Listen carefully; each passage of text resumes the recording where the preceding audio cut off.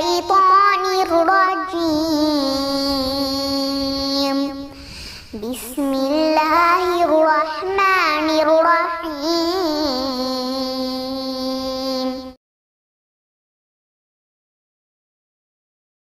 Bismillahirrahmanirrahim. Assalamualaikum warahmatullahi wabarakatuh. Jadi di sini saya akan menceritakan sedikit bagaimana rangkuman dalam buku ini, tapi tidak semua. Saya akan menceritakan khalifah pertama, yaitu Sayyidina Abu Bakar, salah seorang daripada sahabat Nabi Shallallahu Alaihi Wasallam.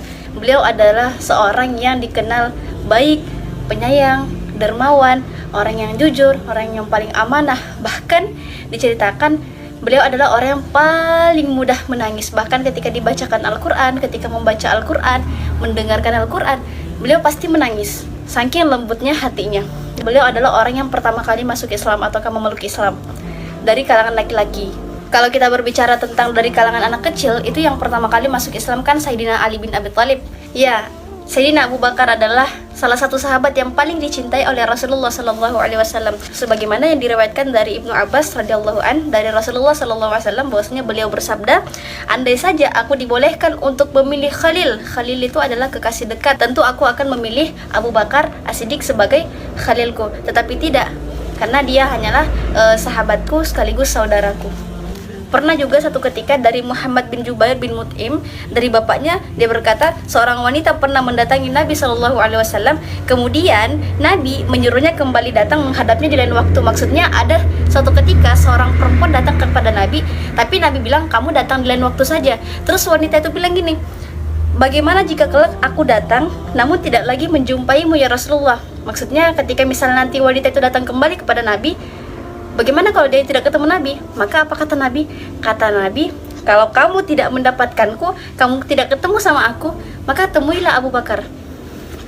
Rasulullah sangat mempercayai Abu Bakar, sampai dia mengatakan, kalau kamu nggak ketemu sama aku, maka temuilah Abu Bakar. Bahkan Sayyidina Abu Bakar adalah salah satu sahabat yang dijaminkan surga oleh Allah, kata Nabi. Kalau bicara dari segi fisik daripada Sayyidina Abu Bakar, beliau adalah orang yang fisiknya putih, beliau orangnya kurus, beliau itu wajahnya sering berkeringat, janggutnya itu dikasih daun pacar atau henna bagian janggutnya. Sayyidina Abu Bakar itu adalah salah seorang sahabat dari Nabi Shallallahu Alaihi Wasallam dan juga sekaligus mertua daripada Rasulullah Sallallahu Alaihi Wasallam, karena Sayyidina Abu Bakar adalah ayah ataukah ayahanda dari Aisyah radhiyallahu anha. Kalau kita bercerita tentang bagaimana jasa daripada Abu Bakar As-Siddiq dalam perjuangan dakwah ini, dalam agama ini, agama Allah, banyak sekali, besar sekali. Bahkan ya, beberapa orang sahabat yang masuk Islam itu melalui perantara daripada dakwah Abu Bakar As-Siddiq. Di antara sahabat yang masuk Islam melalui Abu Bakar As-Siddiq adalah Zubair bin Awam, Abdurrahman bin Auf, Utsman bin Affan, siapa lagi? Sa'ad bin Abi Waqqas dengan Talha bin Ubaidillah. Kalian tahu, yang saya sebutkan tadi sahabat-sahabat itu adalah orang-orang yang dijaminkan surga oleh Allah. 10 sahabat yang dijaminkan oleh surga. Ini beberapanya tadi yang saya sebutkan. Mereka sudah dijaminkan surga oleh Allah. Bayangkan, Masya Allah sekali bukan? Bahkan orang yang dulu tidak mengenal Islam, kemudian masuk Islam sampai dijaminkan surga oleh Allah. Bagaimana ketika Sayyidina Abu Bakar memeluk Islam, kemudian membersamai Rasulullah dalam perjuangan dakwah ini, menemani Rasulullah kemanapun Rasulullah berada, kemanapun Rasulullah pergi. Bahkan ketika Rasulullah hijrah, Abu Bakar pun ikut. Ketika Rasulullah berperang, Abu Bakar ikut berperang.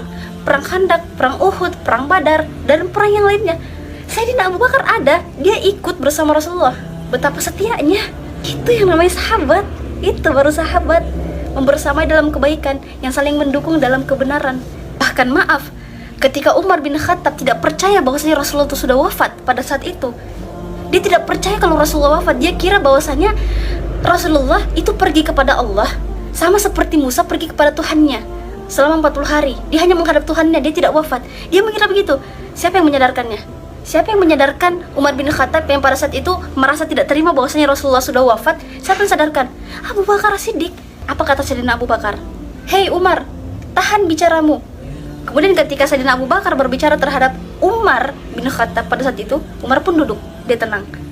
Apa kata Sayyidina Abu Bakar? Dikatakan begini, sesungguhnya siapa yang menyembah Muhammad Sallallahu Alaihi Wasallam, beliau akan wafat. sesungguhnya beliau akan wafat. Tetapi siapa yang menyembah Allah Subhanahu wa taala, sesungguhnya Allah Maha hidup dan akan tetap hidup. Kemudian disambung pada saat itu Abu Bakar pun membacakan surah Ali Imran ayat 144, bunyinya seperti ini. Sesungguhnya Muhammad itu tidak lain hanyalah seorang rasul. Sungguh telah berlalu sebelumnya beberapa orang rasul. Maksudnya ada rasul sebelumnya kemudian wafat. Artinya Nabi Muhammad pun akan wafat sama seperti nabi-nabi sebelumnya. Kemudian apa lanjutannya? Apakah jika dia wafat ataukah dibunuh, kamu akan berbalik ke belakang? Kamu akan berbalik ke belakang? Maksudnya murtad.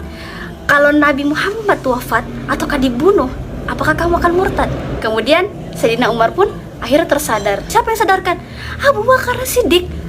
Oke, terakhir di sini saya tidak akan berbicara bagaimana sistem pemerintahan atau masa kekhalifahan, kepemimpinan daripada Sayyidina Abu Bakar. Dia kan khalifah pertama kan. Ketika Rasulullah wafat, diangkatlah Sayyidina Abu Bakar untuk menjadi khalifah pertama atau Amirul Mukminin, pemimpin daripada orang-orang mukmin pada saat itu. Saya hanya bercerita sedikit dan ini sebagai pemahaman untuk kita semua.